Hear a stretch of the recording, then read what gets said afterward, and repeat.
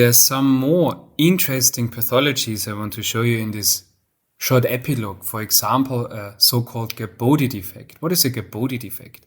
In this case, you see the left ventricle, the right ventricle, an atypical view of the heart, and you see that there is the tricuspid valve, there is a certain degree of tricuspid regurgitation, and here are parts of the basal interventricular septum with a jet from the left ventricle into the right atrium. That's the so-called Gerbode defect. This could be because it is always present, so from a congenital defect, or it could also be after an ischemic heart disease or after valvular implantation. So this is a shunt from the very basal parts of the left ventricle into the right atrium. The next one I want to show you in this slow motion loop is first Rete Chiari again. We discussed those. So this mesh seen over here, so do not confuse it with a tumor or a thrombus or something else. This is simply a normal variant. And in this specific patient, we do see tricuspid stenosis. So we have a doming of the tricuspid valve, a reduction in the openings, also a very rare congenital defect. In this case, we have the color Doppler imaging and the slow motion B-mode imaging where we see the tricuspid stenosis. And in this case, we have this rapid inflow, this candle flame, like we can see it in mitral stenosis. Here it is in tricuspid stenosis.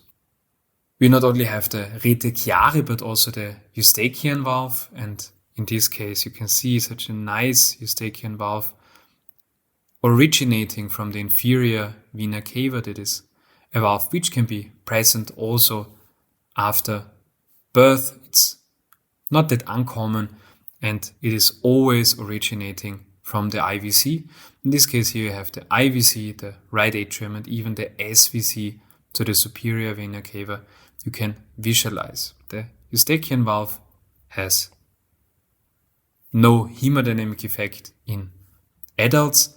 There could be a problem, for example, in a persistent foramen ovale, where the Eustachian valve can direct the flow towards the PFO and cause a paradox embolus, for example, and a stroke.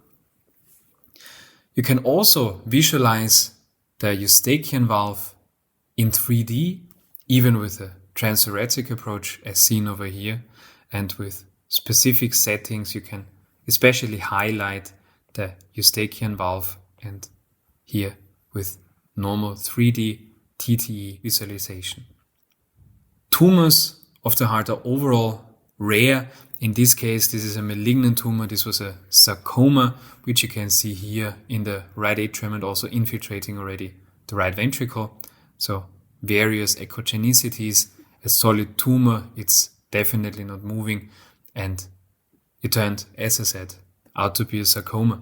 The last pathology I want to show you, you also should think about when you have a problem or you suspect a problem with the right ventricle, also when you scan, for example, athletes, because this could be a cause for cardiac arrhythmia and sudden cardiac death. It's the so-called arrhythmogenic right ventricular dysplasia.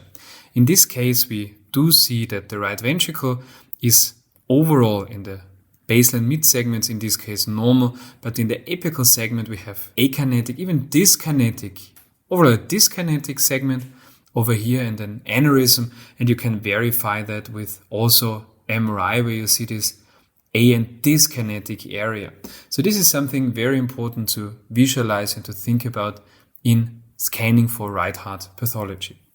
This concludes the lecture focusing on point of care ultrasound, but also on some specialized cases of the right heart.